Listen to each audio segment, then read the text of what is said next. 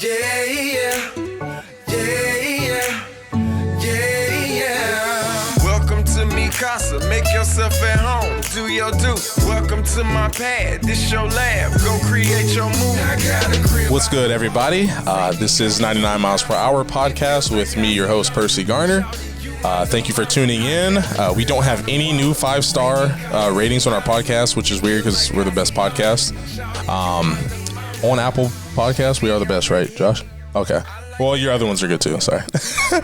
Speaking of those, actually, we would like you to try out all the podcasts that are on the Get Level Podcast website, and that's getlevelpod.com.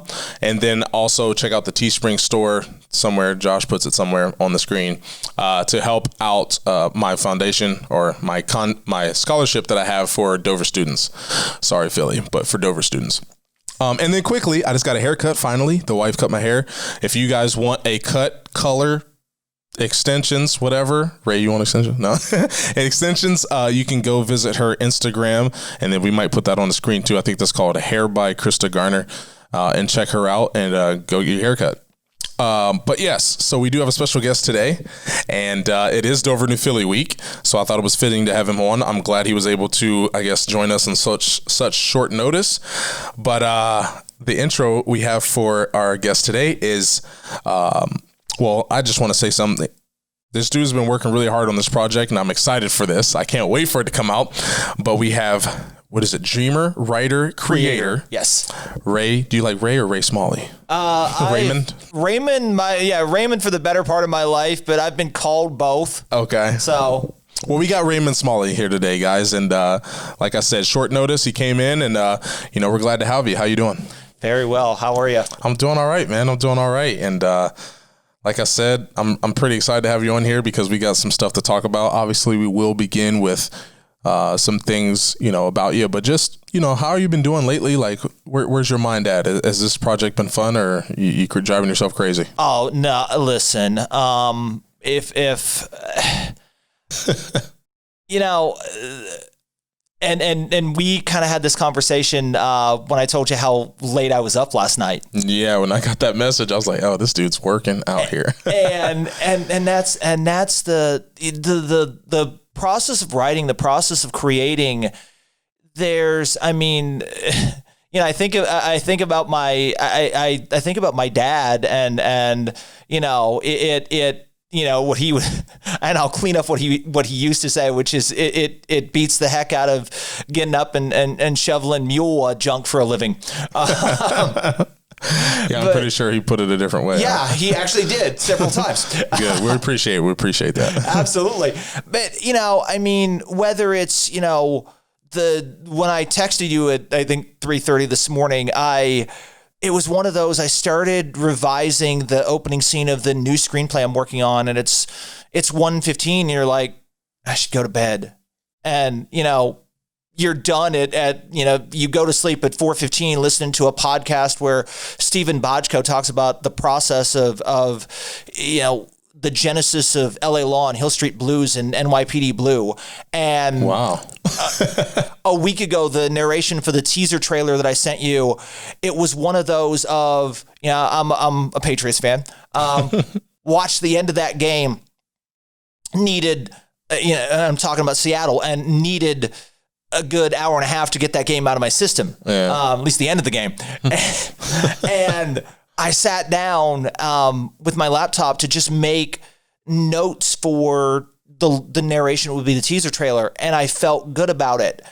And I wrote this, this material that I felt with 114 words that I felt was really good. And the next day, as I had sent it out to people for feedback, I said, "Did I miss anything?" And they're like, "You forgot painting the rock on 7 Mile Drive." I'm like, you can tell I wrote this at 4 a.m.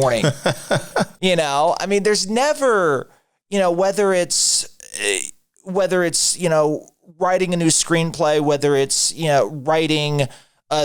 working on a short, whether it's revising the limited series I'm working on, obviously this documentary, researching subjects for another documentary. At the end of the day, you constantly get to learn. You constantly get to meet interesting people.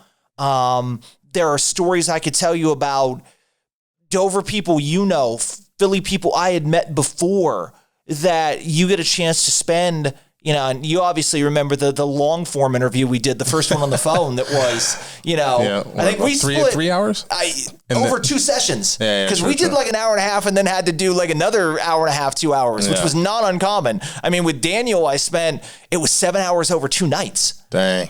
And, you just, every day that you get to learn, that you get to meet people, that you get to make new friends, that, again, you get to do a project that just is, I'll leave the person's name out of it, as I don't know if he'd want me sharing this on air. But a couple of weeks ago, I stopped at somebody's house to pick up, their scrapbooks and the stuff that they had played. And I had talked to this person before, and to look at him, he looks as healthy as you and I. Yep. And he happens to mention to me, that he's undergoing his second round of chemo. Okay. And he's undergoing treatment for cancer. And naturally he had played for Philly, and naturally my reaction was the human reaction we'd all have, or at least I hope we would all have, which is, if there's anything I can do, you know. And he looked at me and he smiled and he said, "You're doing something." And that's what's up. That just, there are so many, I could tell stories for the entire length of this podcast of the people I've met, and just so many moments that have touched my heart, so many moments that were unexpected, so many moments that 30 years from now, when I've moved on to other subjects, and this thing is a DVD sitting on somebody's shelf that they haven't watched in 10 years, I'll still feel connected to all the people I've met. I will still tell stories about this. I'll still feel grateful about this. So to answer your question,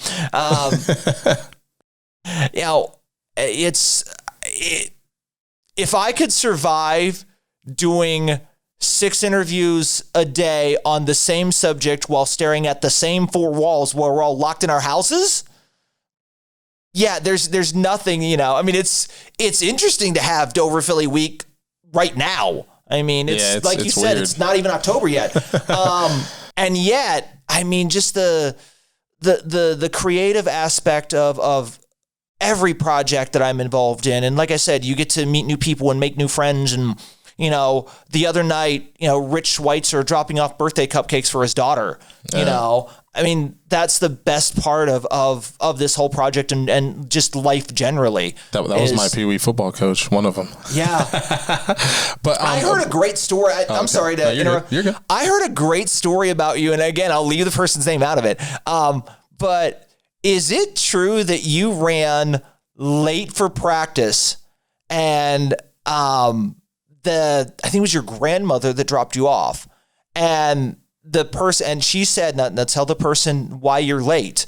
And you looked at one of the coaches and said, "Grandma wouldn't let me leave till I finished my homework." It makes sense. Probably is. Probably is right. So somebody involved with the Pee Wee program told me that, and again, that's one of those stories that I don't even know if it makes the cut or a DVD extra, and yet you hear that story and you're just like, yeah, this is why I'm doing. Yeah, this is what's fun about my life. Yeah, and creating. Just like this is a form of creation, and I've never really done anything like this, but I really appreciate the help that I get from Josh, and just being able the opportunity to create something and just have people react to it. Now, I know what you're doing is a much bigger project than what I've ever used to. But before I get into what I've learned about the Dover Philly week through the interview with you, just a quick little background. What made you get into wanting to be a creator besides the saying your dad said, and just make films, I guess? Well, I think the first time I heard that saying from my dad, I think being a filmmaker or just being creative in general was nowhere in my thought process. For me, I from a very early age, 6, 7, 8 years old, I was writing and reading and just, coloring and just being involved in I'll tell you a story about my grandmother. My grandmother used to take She sewed, she crocheted. Okay. But she would take, the packets, not a notebook, but the packets of paper you get, the like 300 pages that are in plastic, right? Yep. And my grandma would take those and tie those together with her crochet yarn. And she would just be like, just write or draw or color, just do something with it. And that, I'm sure what I wrote and created back then was very, very bad. So now we all start. Exactly. And that over as I got into grade school and as I developed and, you go through high school and then you go through college, a number of people tell you like, hey, you write really well. Okay, well, you're my family. You're supposed to say that. Okay, you're my friends. You're supposed to say that. Okay, you're somebody I've known since I was in kindergarten. You're supposed to say that. Eventually, it's like, all right, like you start to become aware of when speaking of things I could speak an hour about, just the process of writing. You're a pitcher. When you have your fastball. It's indescribable. When I wrote the narration of the teaser trailer, it is indescribable. When you have your fastball, quote unquote, there's nothing that can be compared with just when you write together. There's a great movie, Broadcast News, where the kid who's smart, that gets picked on, as the bullies are walking away from him, he yells it back, you'll never have the feeling of an original thought or writing a beautiful sentence and you can laugh at that. That's kind of, there's nothing that compares to when you put something down, and especially when it's different if you're writing a book, and I've never written a book.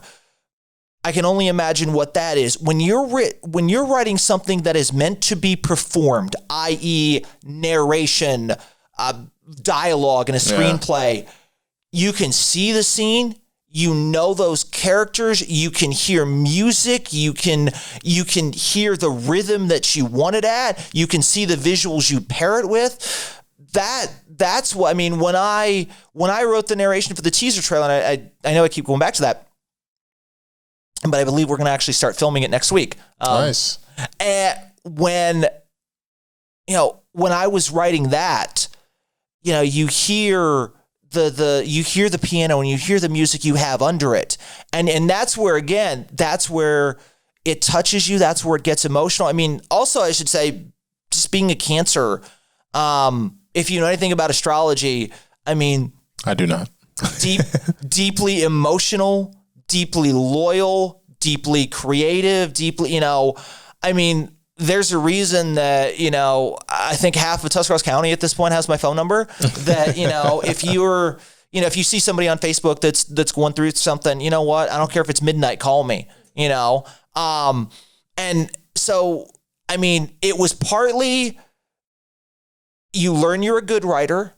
It's partly, this emotional core that I have, and, again, things that are meant to be performed. So you see,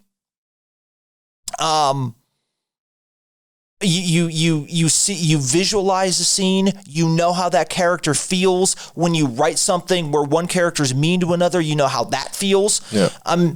That's probably what led me into, writing. And I have one last quick story. I had a very funny interaction with a friend of mine that was a professor. I was just having him read over something, and he said to me, have you, this is really good. Have you ever thought about, writing fiction? And that's where I went back to, I don't want to write a book. And he said, you can do more than a book. I said, well, okay, I could write narration, or I could, I guess, what are you thinking? He's like, you should write a screenplay. And again, this tells you, coming from here where you don't have a lot of artistic influences, naively, I was, what's a screenplay? And he's like, you ever watched a movie or television show? And I said, yeah. And he's like, you know that people, they're not making that up so they go along. And I was like, people get paid to do that? He's like, people get paid incredibly well to do that. Yeah. You know? And so, you know, it's like I went out that night and bought Sid Field's book on how to write a screenplay, which is cleverly titled How to Write a Screenplay. If anybody that watches or listens to this is thinking about, all right, this is the direction I want to go in, I cannot recommend, you know, that book enough. And, you know, because you're always learning when you're creating something, but you're always learning as well when, you know, it's again the process and the craft of writing. And I'll finish the answer saying this: watching John Wells, who created ER and Third Watch and The West Wing, and listening to him last week, or I should say produced, not created. He had a great conversation with Stephen Bochco, and he went into interview to try to be a writer. And Stephen Bochco looked at him and said, "How high's your stack?" And Wells is kind of like, "Huh?" And he's what like, are you talking about? He's like, if you stack them all up, he said, everything you've written, is it here? Is it here? And he's like, "How about here?" And Bochco's like, "Come back to me when it's here." You know, so it's like it's half of it's the emotional core, half of it is enough people told me I could write well that I decided, hey, let me do this. And then you get into creating worlds. And the screenplay I'm working on right now is something that happened to me in college. You just get into creating these worlds and these characters, and you know, you get into doing this project, and it's like, yeah, this is fun. You know, I can't imagine, you know, I have a friend that's in IT. I can't imagine doing that. I mean, he makes great money, and I'm sure it's fascinating for him. I can't imagine doing that. Well, I love IT, so, okay. But no, yeah, and I don't do that. So, but I mean, I sell it, but yes. Well, when you know, knowing that, you know, obviously this is what you've wanted to do forever, like, what kind of possessed you to take on a project like this? And let me preface it by saying this project, there's a lot of obviously history. Well, about 100. This is 117. Yeah. They first played in 1896. I was going to say 120 years. So 117 years.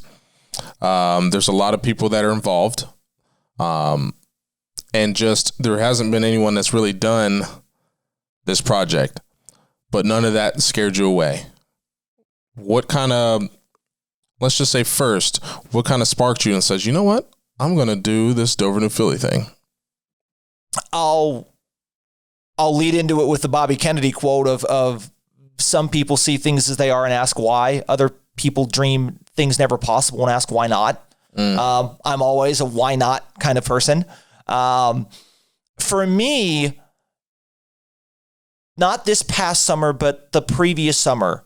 And I can't remember for the life. It would make the story more complete if I knew what I was Googling at the time.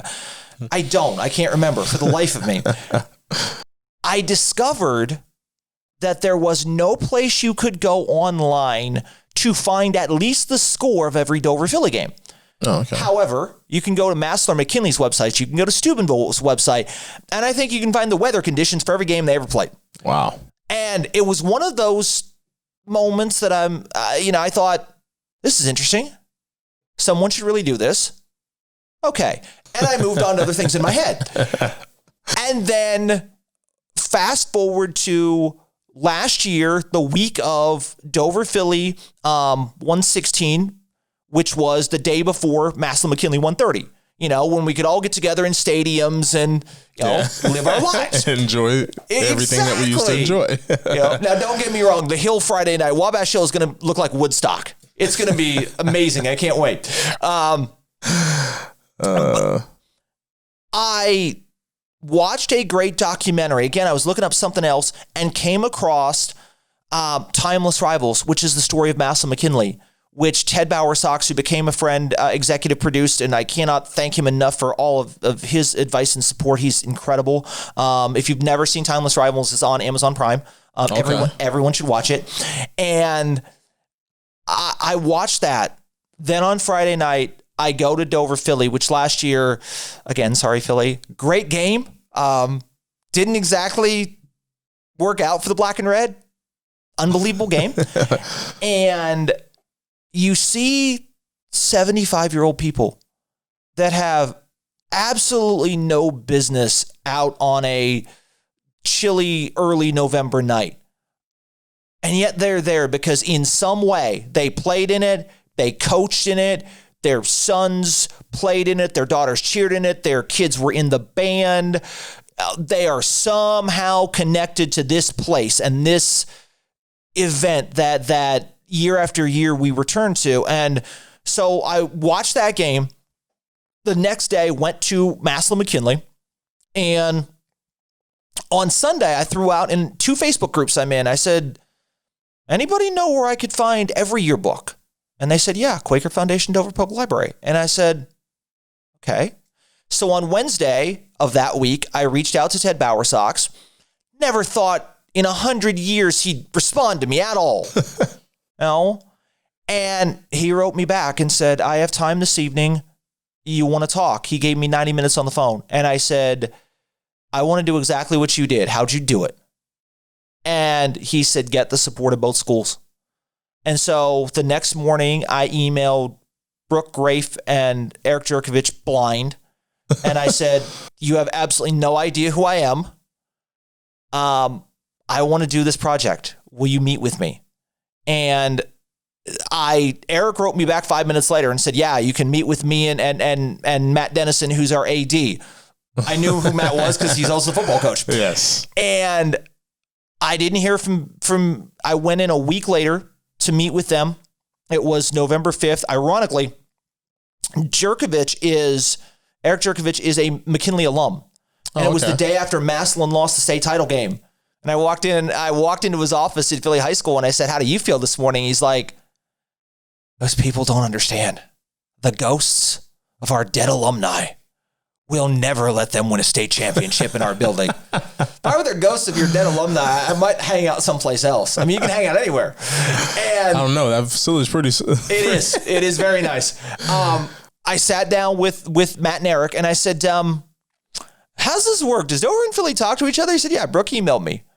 And I said, what'd she say? And he said, you guys meet with him. If it's legit, we'll meet with him. Great. Sat down with Eric and Matt for an hour.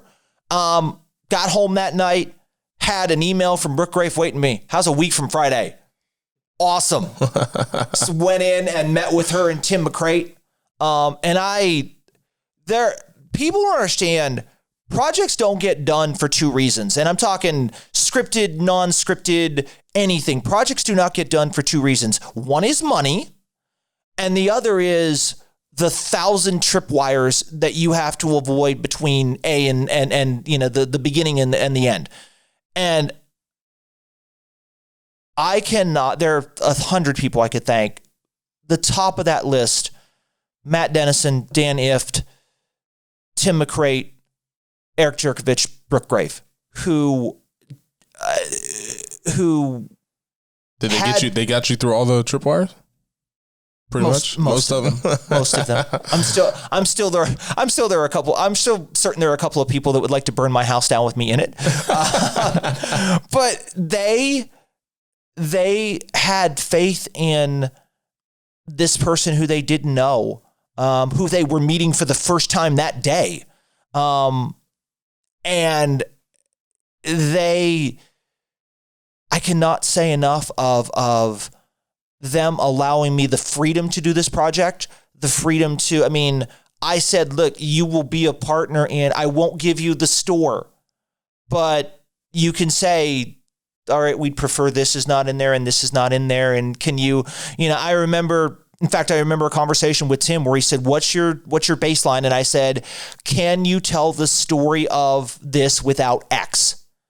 If you can, great. If you can't, then let's talk about a way that we can that we can work together. Gotcha.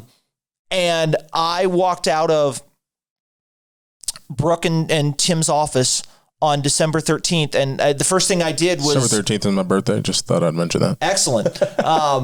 I walked out of their office. And I remember the first thing I did was drive by the two, obviously leaving Dover High School, drove by the school, both schools, and drove by the two stadiums. And my first thought was, I'm never going to look at these places the same way again. My second thought was, all right, you have the project. This is going to be interesting. And you start making contacts with people and reaching out to people. And, thank you to the Dover, you grew up in the 70s, 80s, and 90s group, and the New Philly alumni group, who graciously let me into both groups, even though I didn't go to either place. We're nice around here. Yes, you are. And they let me into both places, and just anytime I needed somebody, hey, have you talked to this person? Or I can connect you with this person, or I need this person's number. Well, I know their mom, and let me get you their number. I mean, there were a few people that I didn't get to track down. But even Daniel, it's a funny story of, I guess he told me he reached out to you. Yeah. Like, is this thing real? Yes, it is both real and spectacular. And that's kind of how I made myself. December 26th was the first interview I did. I had 193 conversations after that. And I made myself one promise, which is, wherever the facts take you is where they take you. If Dover's won X in a row, if Philly has this bad chapter in their history, if Dover has this bad chapter in their history, if Philly has a coach that didn't live up to expectations, go where the facts take you. And at the end of the day, for those who watch the teaser trailer or the actual trailer or any of the interview clips we've had on, or the feature when completed, and you look at the screen and you say, God, I would have done this different. I'm not I invite you to do your own. It has been the last 11 months of my life. I've enjoyed every moment. I hope you do as well. Well, with that being said, obviously we know this project has been long and difficult, but also fun. But like you said earlier, there's two things, that can help you get done with. We already talked about the tripwires. Now we need to talk about the funding. So obviously I have been in an interview with you. I've also done the on-camera interview. I've seen how much time and, the vision that you have. So I'm pretty excited. So I guess just touch on, an end goal, like date, if there is one, a ETA, and, I guess how much money you need, and, how you're going about doing that, and maybe how can people help? What is first amazing is that I remember the conversation I had with Ted Bowersox where he talked about shooting masks from McKinley. They budgeted at 75 and shot at 150,000. So doubled it, huh? Yeah. And they didn't do any off-camera interviews. They didn't do anything long form. They did everything on camera, which tends to burn through your budget. When I began this project, if somebody would have said to me, hey, this is a noble ambition that you're undertaking, there's going to be a pandemic in 3 months, I think I would have said, okay, it's interesting. I got this other project I could work on. I'll come back to this. Dover Philly, the documentary is called Generational Game. It's going to play in 2022 like it plays in 2020. Let's go work on this other thing.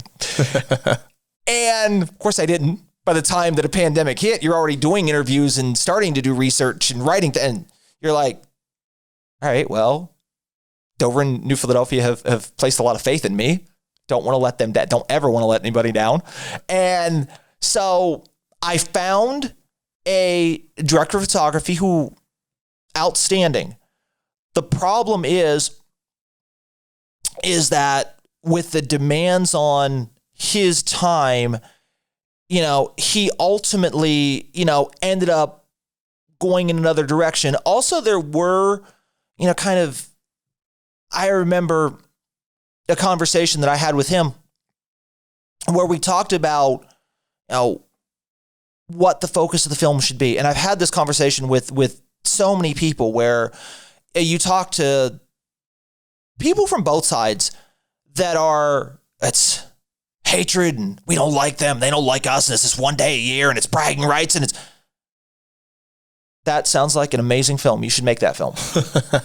What I wanted to make a film about is the relationship that Daniel had with his dad, Aaron Wallace, and what he went through after missing the extra point in 1996, 1974, and Did They Water the Field?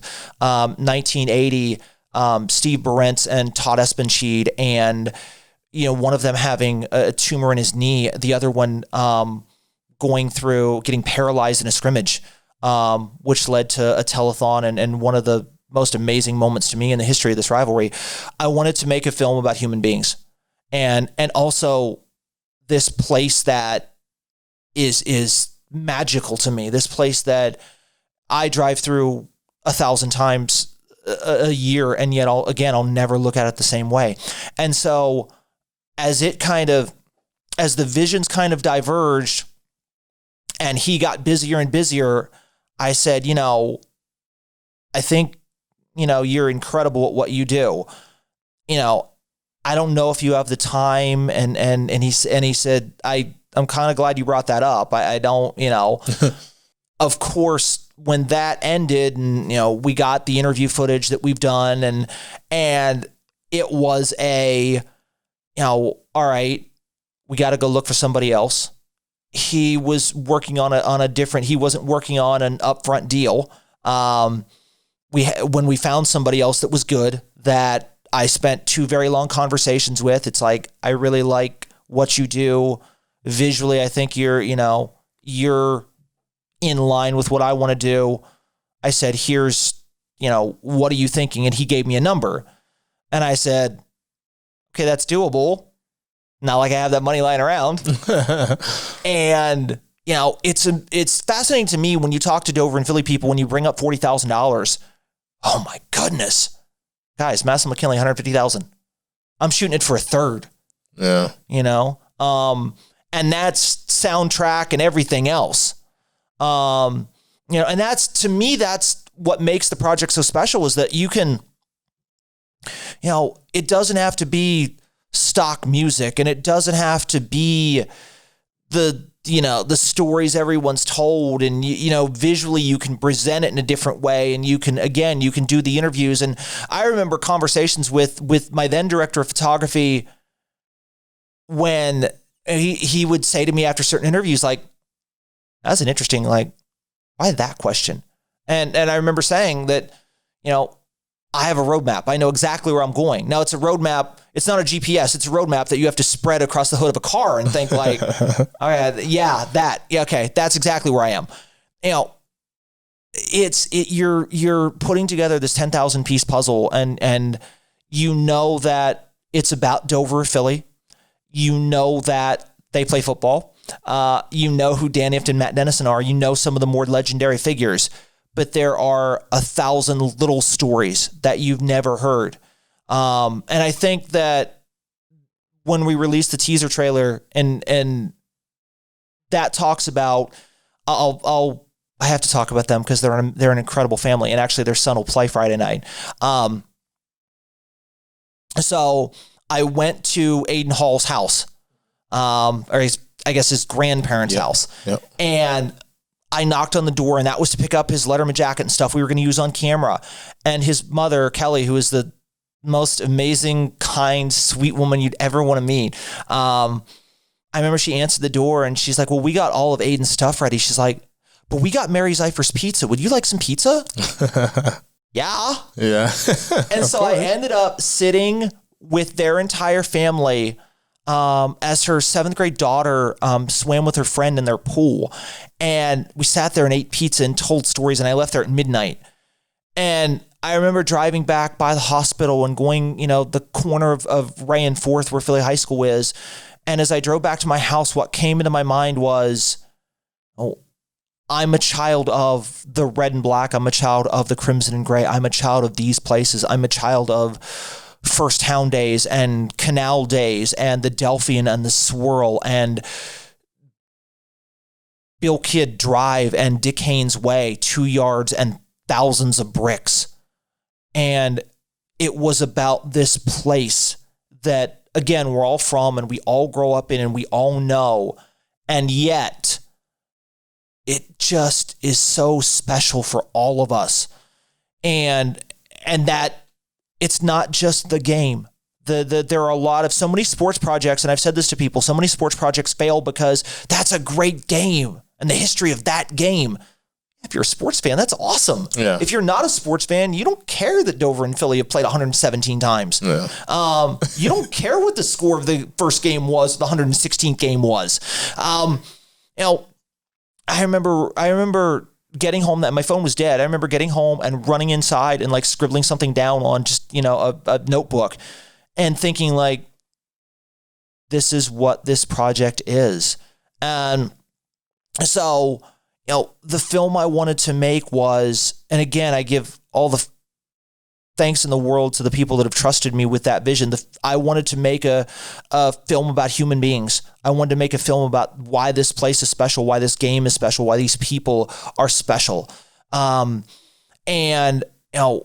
when he decided to leave, it was kind of, all right, there's no way this isn't happening. At that point, it was 9 months of my life. I don't have kids. This is probably the closest I will ever have to having kids, is creating a project. And you love them like you've raised your children. And when I found somebody else, it's all right. It's $40,000. It's not that much. We can find this somewhere. Yeah. And so you start having conversations, and I mean, to the people that to the people that have donated already, I'm eternally grateful. For the people, by the way, that haven't donated, that have, again, messaged or Facebooked me, or, I have my dad's old Letterman jacket, or I have this tape, or, gave me 3 hours on the phone for an interview, or, got into deeply personal subjects, which can't be easy to talk about even years later. I'm eternally grateful for everybody I've ever met. And that's Wright Thompson, the great American author, has a saying that I'm not the teller of a story. I'm merely the custodian of it. That's how I felt through this whole journey. That's how I felt through this whole lonely road of faith, if you will. That I get to hear all these stories, and I get to, so many people have touched me, and I've had the chance to touch so many people. Again, friends I'll have for life. People I get to, we mentioned Daniel earlier, I get to call and congratulate him when him and his wife announced that they were expecting their first child. You bring matching stuffed animals to Matt Reese's twin daughters. You take birthday cupcakes to Sydney Spiker in Philly. That's what's amazing about this whole project is everyone I've gotten to meet. People can help. And again, I remember a conversation with somebody. They're like, well, if you feel that passionate about this whole project, why not just finance this yourself? Yeah, that's an idea. Yeah. Well, yeah, exactly. That would have been great. That would have been great to do. But exactly. Look, it's the great line from Almost Famous where he talks about it's not about the money, although some money would be nice. That's at the end of the day. I guess I'm unique in that, is that at the end of the day, I want to see. I don't care if every screenplay I ever write gets, broadcast by TV2. I don't care if 25 people see this documentary. At the end of the day, I did this. At the end of the day, I committed to this, and I did the best. I told the best possible story, because that, at the end of the day, whether it's this podcast, and I wanted to say too, admire you so much. I mean, you talked about it's not the biggest podcast. It doesn't matter. You're going out there and you're doing something and you're being creative and you're taking a chance. How many people sit in bars or basements or around a dinner table and I can sing better than that. I could write better than that. I could produce a television show that's better than that. Great. Do it. All right. Because let me say this, and you know this too. People will throw bricks at you. They will laugh at you. They will say, well, that wasn't very good. I did it though. Yeah. I mean, it's just like athletes. I mean, people sit at home and then they criticize the athletes. That was basically what my podcast, What Goody was about. But yeah. But I do, obviously we could probably go on for triple this time. But. Oh yeah. There's 100 stories of this rivalry that I could tell you. I mean, I kind of saw your face when I talked about Barentz and Esmenscheid. Like I said, there's 74 and did they water the field? There's 65 when Nick Incarnato swears he never touched the ball and then Paul Huff scored the touchdown. There's 1989 and Sean Gribble's fumble caused by Don Watson, and Sean Gribble, who is now a Dover police officer, says that the first words out of his mouth were, I still wake up 30 years later and see that play. There's 2004 and, you're 9-0 and your entire season's been gravy excellent. You haven't beaten Dover in 9 years and they've outscored you 293-58. There's 2005 and Jordan Miller and never again. Like my ears. No. There's two. You know what? I'll give you a happy memory. There's 2006 and 14-7 in the driving rain, and you guys did not lose 3 in a row. Philly has still not won 3 in a row since 1956 to 1958. And then, by the way, we can talk about 2011 and Hunter Joseph, and did he get held or did he just try to catch the ball with one hand? Depends on who you ask. There's 2012 and Felipe Bravo's field goal. There's 2013 and the interception, and then Jamal Johnson, Matt Dennison saying, we're going 22 personnel and no one's touching the ball but 5 and we're going to win.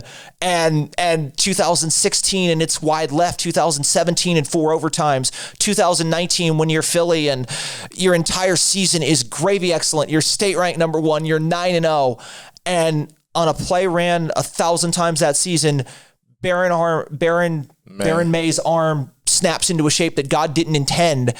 They took a 7-point lead on the next play, and then Aiden Hall, who played that's why people this year say to Aiden Hall, well, you got to play the game of your life this year. Yeah, because he did that last year, and they won 34-28. We could tell. I got to come back at some point. There's 100 stories I could tell you about human beings and things they've said to me and stuff that was said to me off the record. I can lead names out and it's fun. And by the way, the 21 combined hours that I got to spend with Matt Dennison and Dan Ift, who are not what you see on the sidelines, who are remarkable, brilliant, intelligent, smart human beings who again were completely honest with me, talked about things that maybe they hadn't talked about in years.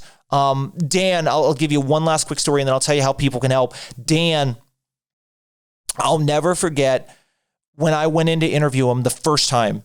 It was the day after Drew Brees had made his comments. Yep. And I can't remember who brought it up, but the first 2 hours with Dan that day were about race and class and society and how we can get better and how we can get along and how we can understand each other. And he got up to use the restroom. And I'll never forget looking at my phone thinking, it's 2 hours. I don't know how much time I have with him. I haven't asked him a single question. And yet I am so much smarter for the conversation that I just had. So if people, you can follow me on Twitter at Raymond Smalley, where we post clips and, we, talk about, high school football in general, but we also talk about, this rivalry specifically. If you want to donate, you don't have to.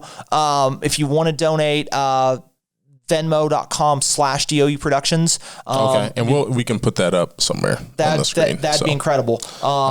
or I guess I'm giving you a website. I guess it's just Venmo and it's COE Productions. But again, we're starting to shoot the teaser trailer next week, as because that conversation we had was just how many businesses or individuals get a letter solicitation, and how do we set ourselves apart?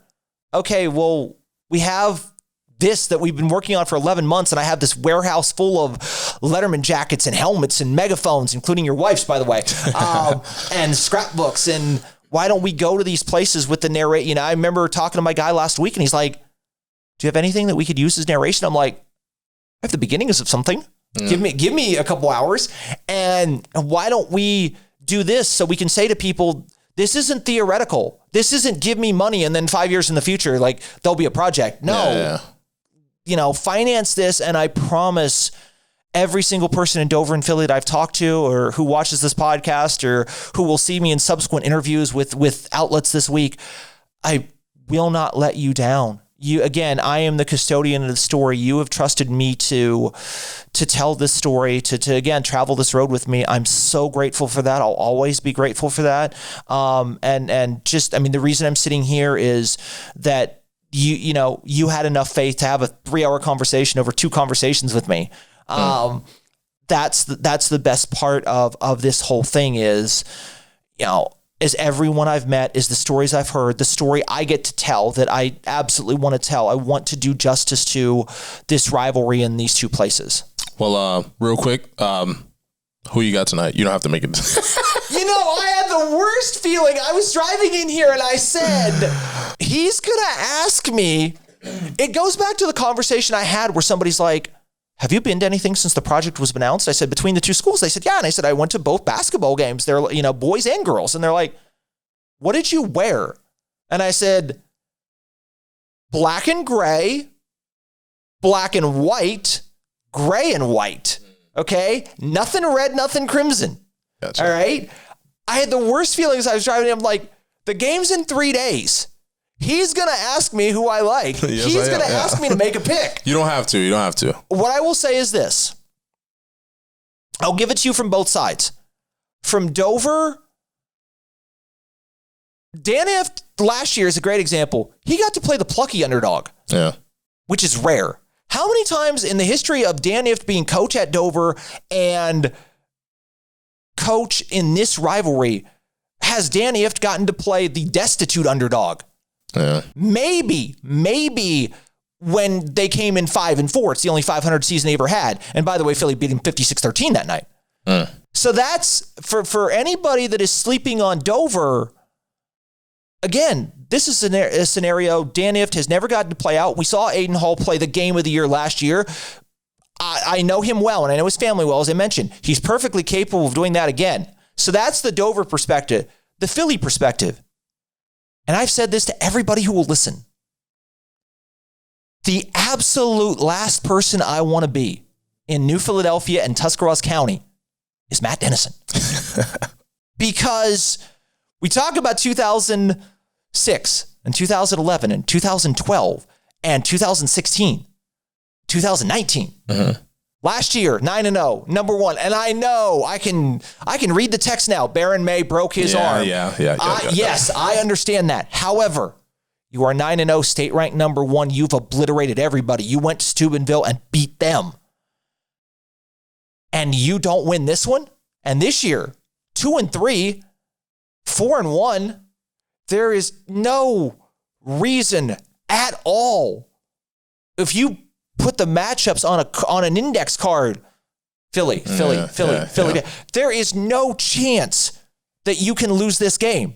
And well, I picked Dover 20-14. So. Okay, but that's both perspective. I had the worst. Like I said, I had the worst feeling you were gonna ask me for this. But that's both perspectives. If you're Dan, what do you have to lose? Yeah. If you're Matt, you have everything to lose. Yeah. Well, Dover's been in that position a lot, but now the tables have turned. I'm looking for an exciting game. We do have to cut this short though. I appreciate you coming. I appreciate everybody tuning in. Make sure you subscribe, click the bell, get the notifications, and I'll see you guys next episode. Thank you. Peace. like Casablanca. Shawty, you my little mama. I got a crib by the water. Say me Casa su casa. It feels like Casablanca. Shawty.